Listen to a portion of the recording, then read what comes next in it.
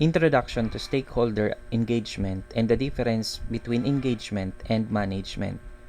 By definition, stakeholder engagement is the systematic identification, analysis, planning, and implementation of actions designed to influence stakeholders.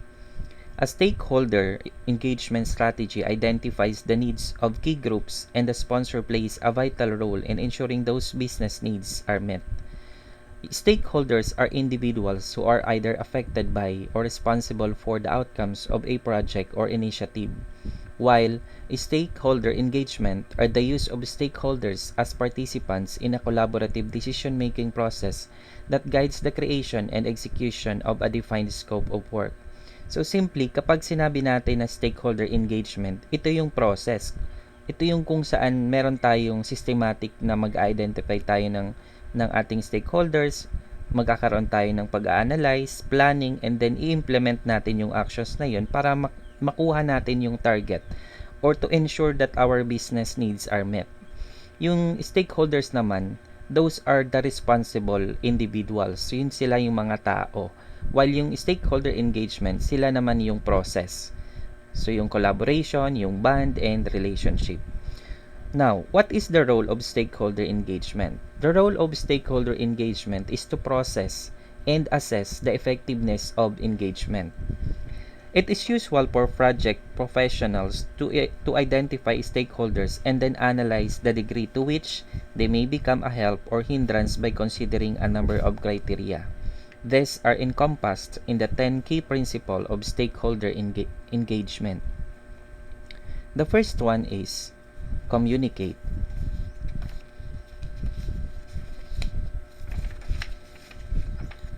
Before aiming to engage and influence stakeholders, it is crucial to seek to understand the people you will be working with and relying on throughout the phases of the project life cycle. So, kailangan natin makipag-communicate. Alamin natin, maintindihan natin yung mga tao, and of course, sharing information with stakeholders is important.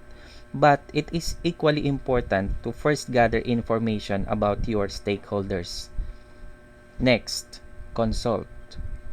Consult early and often.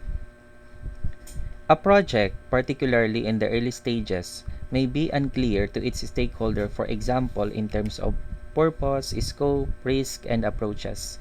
Early, then regular consultation is essential to ensure that requirements are agreed and a delivery solution is negotiated that is acceptable to the majority of stakeholders. So, kailangan sa una kasi kapag yung project natin nasa early stages pa, sometimes hindi siya malinaw sa stakeholders. Halimbawa, yung terms of purpose ng project, yung scope ng project, yung mga risk kasi hindi pa natin siya nakikita, hindi pa natin siya na-foresight, and of course, yung mga approaches na kailangan natin gawin. So, napaka-importante na magkaroon tayo ng consultation, no, between our stakeholders. Next, the third one is human behavior. Remember that stakeholders are only human. So, lahat tayo ay human. So, yung stakeholder natin ay human din. Accept that humans do not always behave in a rational, reasonable, consistent, or predictable way and operate with an awareness of human feelings and potential personal agendas. So, kaya nagkakaroon tayo ng different point of view kasi iba-iba naman yung ating mga isip, iba-iba yung ating feelings because you are rational. And yung mga reasons natin, sometimes hindi valid, or yung reasons ng isang stakeholder ay iba doon sa ibang stakeholders. And by understanding the root cause of stakeholder behavior, you can assess if there is a better way to work together to maintain a productive relationship. So, alamin natin ano yung behavior ni stakeholder A at ano yung behavior ni stakeholder B and etc. The next one is plan or plan it. A more conscientious and measured approach to stakeholder engagement is essential and therefore encouraged. So, kailangan pagplanuhin natin yon because investment in careful planning before engaging stakeholders can bring significant benefits. So, lahat ng bagay, kung hindi natin siya pagpaplanuhan ng maigi, hindi talaga siya magkakaroon ng magandang result. The fifth one is Relationship are key or is the key. Developing relationships results in increased trust. Kapag tayo merong relasyon sa ating stakeholder, meron tayong magandang pagkakaunawaan, it will result to a trust. And where there is trust, people work together more easily and effectively. Kapag ka tayo nagtitiwala, madali lang yung trabaho, effective siya, and yung effort natin hindi siya masasayang. Investing effort in identifying and building stakeholder relationship can increase confidence across the project environment, minimize uncertainty, and speed problem solving and decision making. Number 6. Listen. It is simple but not easy. So, hindi kasi madali makinig because we are dealing with different point of views. Meron tayong kanya-kanyang desisyon, meron tayong kanya-kanyang opinion. Over and above conventional planning, using foresight to anticipate hazard and taking simple and timely action with stakeholders can significantly improve project delivery. So, hindi naman masamang makinig. Kahit pa meron na tayong conventional planning, na foresight na natin yung mga hazard, pero sometimes kapag may mga new risk na dumating, okay din naman na makinig. Okay din naman na makinig sa suggestion ng iba. And although this principle is self-evident, in practice, it is still only really done very well. So, yun yung isa sa pinaka, parang kapatid ito ng communication, no? Because we tends to communicate, of course, we listen to them. Next, risk. Just part of managing risk. Stakeholders are important influential resources and should be treated as potential sources of risk. So, hindi lang pala yung stakeholder natin, opportunity sila. No? Sometimes, nagiging din silang potential source of risk. Kasi nga, kung hindi mag-jibe or hindi magkaroon ng unity yung mga stakeholders or meron isa doon, iba naman yung pananaw niya, iba naman yung opinion niya. So, it will cause or it will be a source of risk. So, sometimes, risky yung ating stakeholder. Sometimes, sila naman yung opportunity within the project. Number 8, understand. Understand what success is. Project success means different things to different people, and do you need to establish what your stakeholder community perceives success to be for them in that context of project delivery. So, kailangan natin maintindihan ano yung success. So, para saan yun? And then, you need to establish kung ano yung community ng stakeholder na meron tayo. Next, compromise. The initial step is to establish the most acceptable baseline across a set of stakeholders' diverging expectation and priorities. So kapag kasi we have stakeholders, meron silang kanya-kanyang expectation and meron din silang kanya-kanyang priorities. So sometimes yung ating project nakakompromise siya. Yung unang step, sabi ng key principle of stakeholder engagement is to establish the most acceptable baseline. Kung ano yung pinaka-acceptable na expectation, ano yung pinaka-acceptable na priorities, or ano yung dapat unahin, alin yung hindi. So, yun yung ibig sabihin ng number 9. And lastly, responsibility. Take responsibility. Stakeholders engagement is not the job of one member of the project team. So, para siyang group. No, hindi siya responsibility ng isa lang or ng individual. It's the responsibility of everyone, ng lahat, to understand the role and to follow the right approach to communication and engagement. Sabi, good project governance requires providing clarity about stakeholder engagement rules and responsibilities and what is expected of people involved in the project.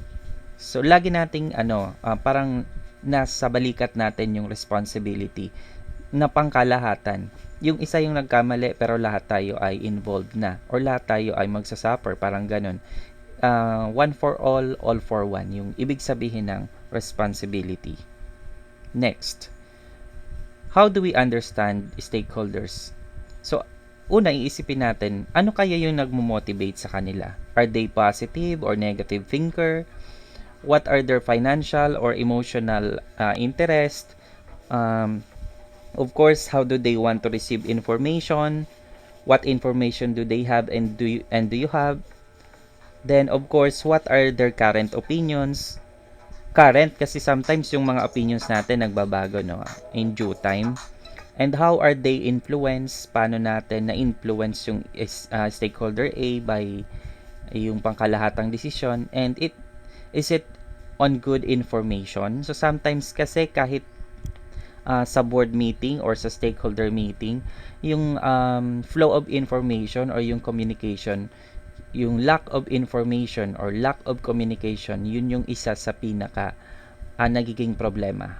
So una, kailangan natin maintindihan yung stakeholders natin. Kailangan natin silang kilalanin. Sino sila? Ano yung gusto nila? Ano yung uh, ano nila? Perception nila. So, financial ba or emotional ba yung interest nila? Madali ba silang kausapin? Or mahirap silang i-approach? Ganon. So, yun yung how do we understand stakeholders. Next, steps in engaging stakeholders.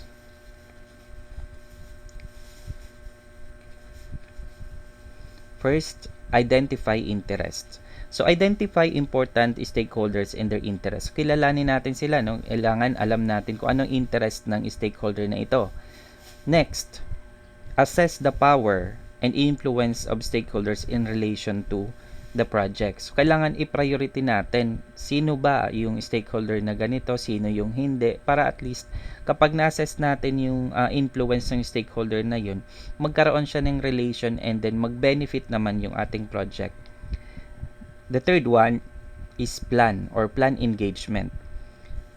Plan which stakeholders will participate in the project cycles, when and how. So, kailangan pagplanuhin natin sino at papaano sila magpa-participate sa buong project.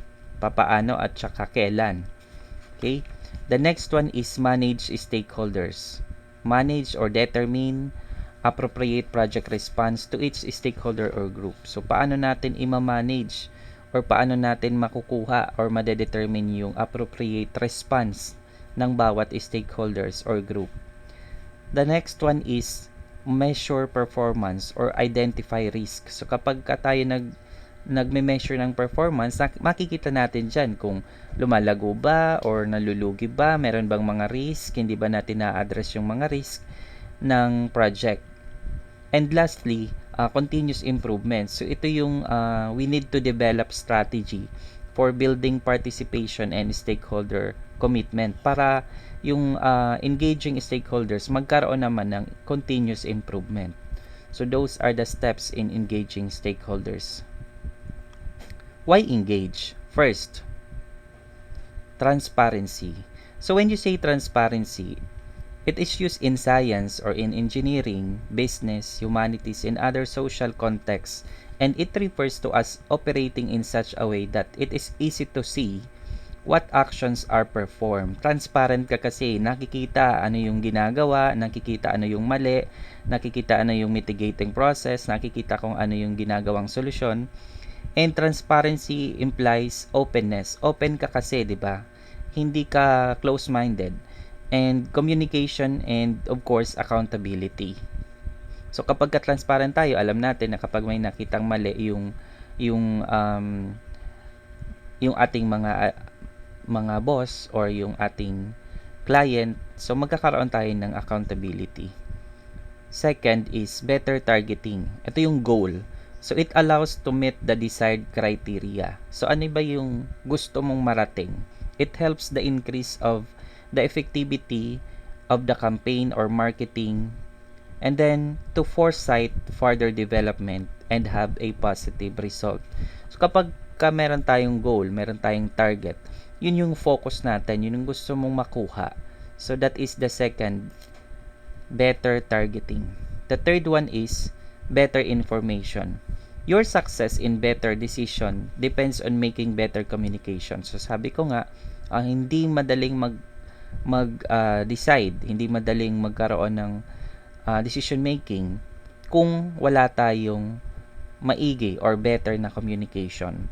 It helps the better understanding of the flow, yung strategy, yung mitigating process in addressing business events. The fourth one, it improves risk management. Yung risk management or yung improves risk management, it ensure and manage performance. Look for a possibility of risk, titingnan natin ano yung pwedeng mangyari, and provide a mitigating solution to avoid or at least to minimize the risk. Hindi man maiwasan, at least mabawasan naman yung risk. And lastly, it increases efficiencies and accountabilities. Ito na yung pinaka-end product of stakeholder engagement. Principles of engagements. Meron dyan 10, so babasahin ko na lang. First, be transparent about intentions and impact. Ito parang crafted lang siya doon sa ating pinaliwanag kanina.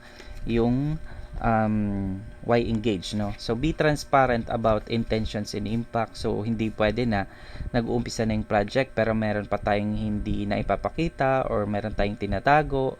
Next, be inclusive. Kung ano yung scope, dun yun.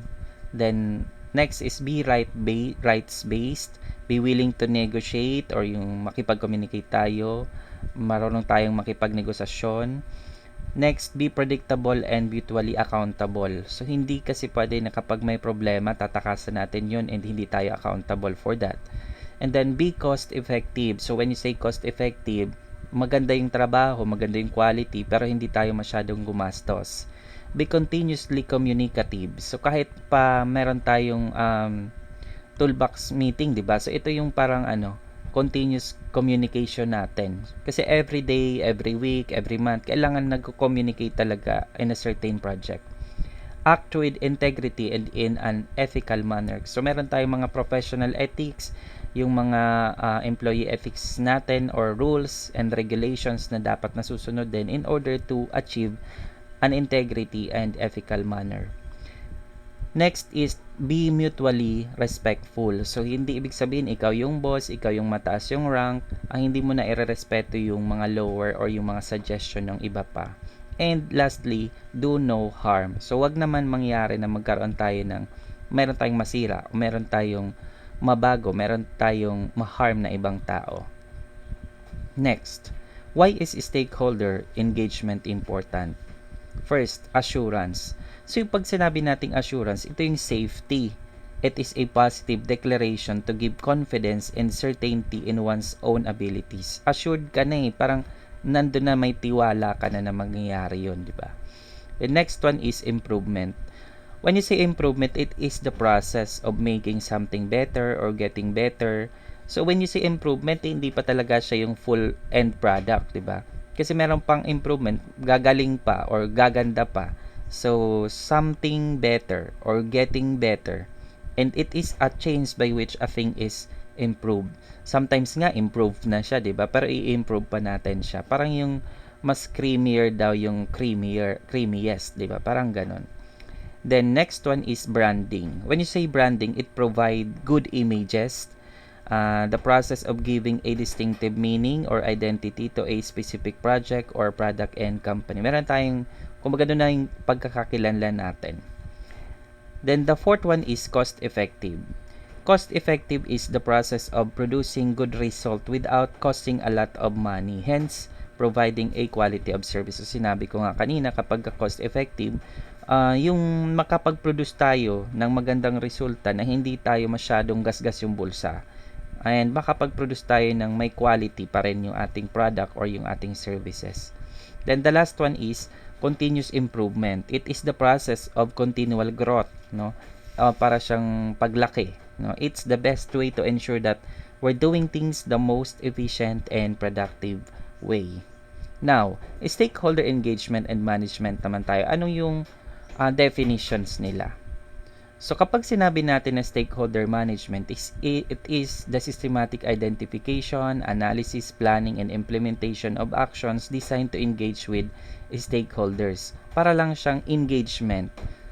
No? Kaya lang, ang pagkakaiba kasi ng engagement sa management, yung engagement, practice na siya na pwedeng maka-influence. Kasi relation yun Kasi collaboration yun, no? So, it is a practice of influencing a variety of outcomes through consultation. Pwedeng by communication and negotiation, compromise, and relationship building. Meaning, kapag ka sinabi natin na stakeholder management, it is all about following a process. Kung paano tayo sumunod doon sa proseso. While kapag sinabi naman natin na stakeholder engagement, ito yung about dun sa building relationship with people. So, paano natin siya i-fit together? So, meron ako dito na nilagay na image. Yung letter A, ang nakalagay dyan, engagement is a part of good project management. Part ng good management or part ng good project management ng PM yung engagement. To the next illustration, yung B, yung project management naman, yung part ng good engagement. However, if they overlap, and equally important, ito na yung pinaka best fit or best collaboration na pwedeng mangyari sa project management and engagement. Kasi hindi lang process yung susundin mo eh. Hindi ka lang susunod dahil yun yung role. Hindi ka susunod dahil yun yung kailangan. Susunod ka kasi meron na nabubuong relasyon or engagement with people or sa ating company. And that ends my part. Thank you.